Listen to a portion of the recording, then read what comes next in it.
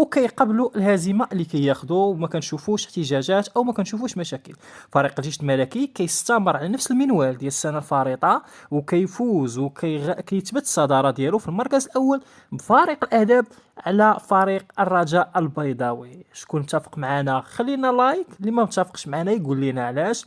وفقط للتذكير، فالفوز اليوم ب 3-0 يعتبر أعلى نسبة أهداف مسجلة في البطولة الوطنية هي لصالح فريق الجيش الملكي. لكن لا يجب النسيان أن فريق الجيش الملكي كيعاني بزاف في الملاعب، ومشكل في الملعب، وكل شيء كيعرف أن فريق الجيش الملكي كيدخل في مدينة قنيطرة بعد ما كان في الأول كيدخل في مدينة محمدية.